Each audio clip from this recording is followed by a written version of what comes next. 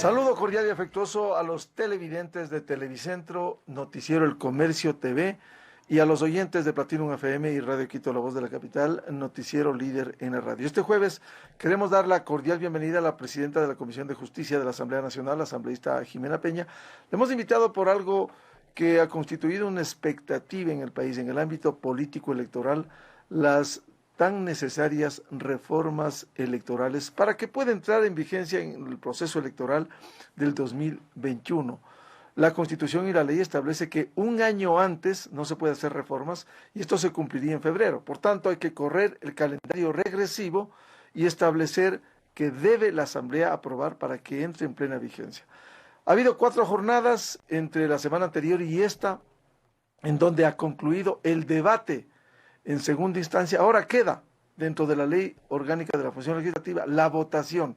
Queremos empezar con la asambleísta Jimena Peña. Bueno, ¿nos podría resumir temas tan fundamentales para que el país no mire hechos bochornosos y lamentables como Arroz Verde, hoy Sobornos 2012-2016, que debe controlar el financiamiento de una campaña? Muy buen día. Muy buenos días, Miguel. Un gusto poder compartir con usted esta mañana. Un saludo también a todos los televidentes de la audiencia de este espacio. Como usted menciona, la Asamblea ha terminado ya un proceso de debate. Hemos tenido 4 jornadas de debate en esta instancia de segundo debate. 76 legisladores intervinieron, 305 observaciones recibidas por escrito que se encuentran en este momento procesándose dentro de la Comisión de Justicia. Y hay varias aristas realmente que se estarían planteando dentro de este proyecto de reforma, muchas de ellas ya que nacieron desde el informe de segundo debate, pero hemos fortalecido muchísimo el tema de transparencia en el manejo de fondos de campaña. La posibilidad de incrementar el techo del gasto electoral sin que esto, por supuesto, implique un aumento del gasto público, pero sí permitir al candidato que transparente las donaciones privadas que ya se reciben. La obligatoriedad también de que exista una interconexión de datos con el fin de que el Consejo Nacional Electoral pueda articularse con la UAFE, puede articularse con el Servicio de Rentas Internas, con la Contraloría, con el fin de tener una interconexión de datos que nos permitan identificar excesos en el gasto electoral. ¿Se pudiera garantizar que esto que se ha planteado en el segundo debate va a aprobarse? Serán los votos los que decidan posiblemente la próxima semana. Sin embargo, el control del financiamiento, para que no se repitan estos hechos bochornosos. El control sigue estando en manos del Consejo Nacional Electoral. Lo que hace la norma es darles herramientas de control, como esta herramienta de interconexión de datos, obligar a que cualquier donación sea bancarizada, establecer límites para la donación en especies, por ejemplo. Son herramientas que le permiten al ente de control, en este caso el Consejo Nacional Electoral, pues tener mejores herramientas para evitar lo que ha estado ocurriendo. También permitirle al Tribunal Contencioso Electoral que pueda, las herramientas necesarias para que pueda administrar justicia electoral ágilmente, generando confianza y asimismo con sanciones claras, proporcionales, que permitan una adecuada administración de la justicia electoral. En el método de designación de escaños, ¿va a haber un cambio con el método de Hunt? Mire, hay varios sectores que están pidiendo el cambio. Sin embargo, al final del día esto va a depender muchísimo de los votos. Todavía no terminamos de procesar con todos los sectores políticos. Sin embargo, está la opción ahí. Va a depender mucho de cuál va a ser la posición de los sectores políticos y si vemos que hay consenso para por lo menos votar ese artículo diferente, lo podríamos separar del resto del cuerpo, del resto de la reforma, para que los legisladores y los diferentes sectores puedan expresar su acuerdo en torno a este cambio de método de Hunt a Webster, que es, por ejemplo, a mi parecer, me parece que tuviera cierto consenso el cambio. Sin embargo, todavía no terminamos el procesamiento. Hemos circulado un primer borrador de lo que se podría presentar en el informe de votación. Estamos recogiendo reacciones a ese borrador que se ha presentado y estamos puliéndolo. En estos días, yo esperaría hasta el día martes ya tener una idea clara de cómo sería la moción de votación, luego de los diálogos que podamos generar con todos los sectores políticos de la Asamblea. Asambleísta Peña, el tema de los distritos, ¿hay posibilidad de que se incluya un cambio? Mire, yo le veo ese tema sí totalmente difícil. varios legisladores de todos los sectores políticos se han expresado en contra de la eliminación de distritos. Hay algunos legisladores que dicen no queremos que se eliminen, pero queremos que se modifique la distribución.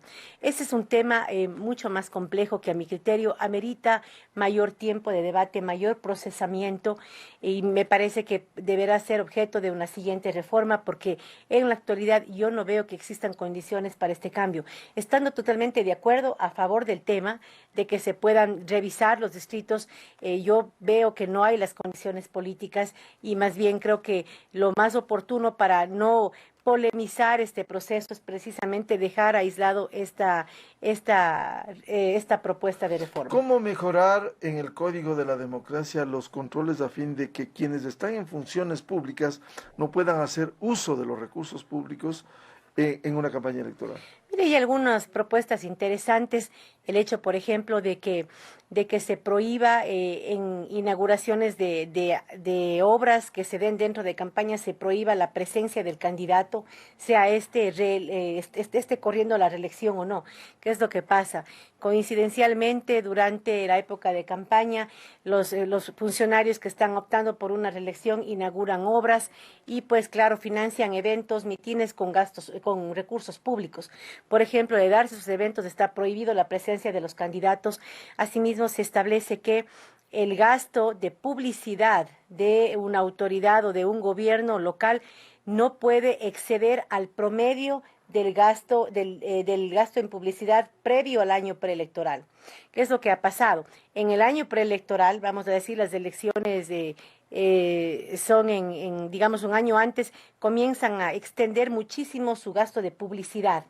¿Por qué? Porque están en una pre-campaña que genera una total desigualdad con los demás candidatos. Entonces, lo que se hace es que un año previo a las elecciones no puedan gastar en publicidad más de lo que gastaron el año anterior. Si tienen que gastar el promedio, de esa manera evitamos los excesos o estas reuniones de esta pre-campaña que hacen los candidatos que están optando por la reelección. Asimismo, la prohibición, por ejemplo, de contratar artistas internacionales durante la campaña electoral. En el financiamiento de la campaña, ¿cómo contratan cuando eso tiene costos altísimos? Así es, excesos que han estado ahí a la vista y que también es necesario decir han sido tan evidentes y también lo que ha fracasado es el control electoral. Creo que ahí también el esfuerzo de fiscalización que podamos hacer los legisladores para exigir a las autoridades electorales que hagan cumplir la ley. Creo que ahí también hay una importante sección, insisto, donde se fortalece fortalece las competencias al Tribunal Contencioso Electoral. De hecho, la parte más robusta de lo que se está pensando plantear precisamente corresponde al tema del libro cuarto del Código de la Democracia, que establece todo lo que tiene que ver con justicia electoral. Esa administración que no solamente debe garantizar el debido proceso para las diferentes causas que se presentan, pero también agilidad, confianza y respeto a la norma a través de las sanciones. Pero parte de la lentitud en el proceso ha sido la ventilación de casos que no se pudo concluir y se sumaron muchos en el Tribunal Contencioso Electoral. ¿Esta herramienta jurídica permitirá agilizar esos procesos? Así es, de hecho, mejora los tiempos, se abre la posibilidad también de que se puedan establecer un banco de elegibles para que podamos tener con jueces que puedan asimismo ayudar en nuestros procesos de evacuación de causas cuando las mismas se acumulen dentro del Tribunal Contencioso Electoral. Creo que ahí hemos podido comprender la necesidad de esta instancia que no tiene, digamos, unidades descentralizadas provinciales. Son 5 jueces los que tienen que resolver todas las causas que se dan en todo el proceso electoral dentro y fuera del país en el caso de los migrantes. Por eso entonces es importante revisar los plazos y estos plazos se han establecido en coordinación con el Consejo Nacional Electoral y el Tribunal Contencioso Electoral porque todo este esfuerzo debe ser de manera articulada. Si bien en este momento la reforma se encuentra en la Asamblea, ha sido una preocupación también como presidenta de la Comisión tener los diferentes insumos de las autoridades que van a tener que implementar la norma, que me parece que la norma no solamente debe salir del escritorio o de lo que creemos los legisladores, pero sobre todo también incluir aquellas observaciones que desde la práctica, desde la implementación, viven aquellos que tienen que implementar la ley. Ahora, ¿cómo enfrentar en las reformas al Código de la Democracia el que no haya una proliferación excesiva de movimientos y de candidatos, que fue la experiencia última de marzo pasado, en donde 278 movimientos, más de 80.000 candidatos. ¿Cómo lograr, a fin de facilitar al elector, que no haya este exceso en las candidaturas? Mira, y hay un tema, un debate interesante entre el derecho a representar, al anhelo de representar, y también lo responsable, porque claro, todas las personas que se candidatizan reciben fondos públicos. Hay una interesante propuesta, por ejemplo, que establece que, por ejemplo, si usted se lanza por primera vez a un espacio y no saca o saca un poquísimo porcentaje de los votos, está bien, no tiene ningún problema.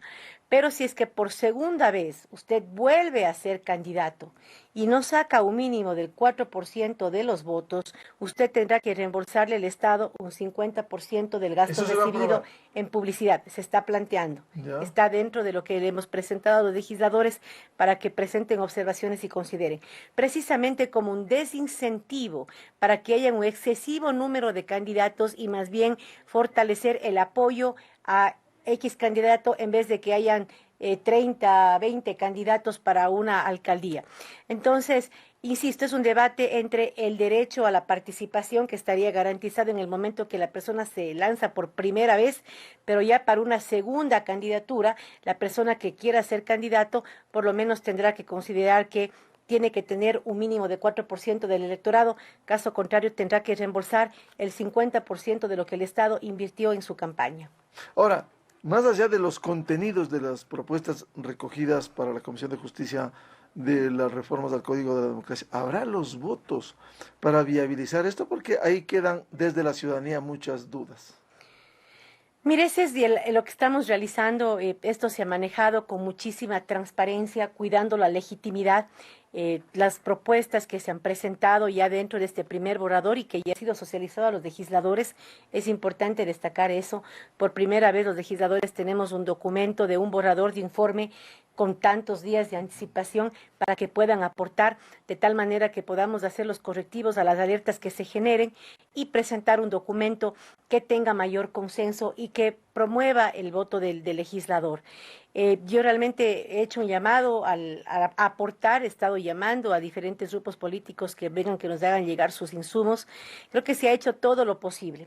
Hasta el día de mañana, al mediodía, les hemos invitado a que comenten y aporten en base al documento Para que que se ha usted haga el propuesto. informe final. Así es, para en base a ello ver qué temas están generando, qué errores pueden haber, porque todo, absolutamente todo es perfectible, cuáles son las alertas, poderlas corregir de tal manera que ya cuando presentemos un informe final de votación, pueda ya, este haya sido ya revisado previamente y tenga las correcciones que sean necesarias con el fin de motivar la mayor cantidad de votos posible en el Pleno de la Asamblea Nacional. Dado que el tiempo apremia, ¿para cuándo piensa presentar el informe final usted?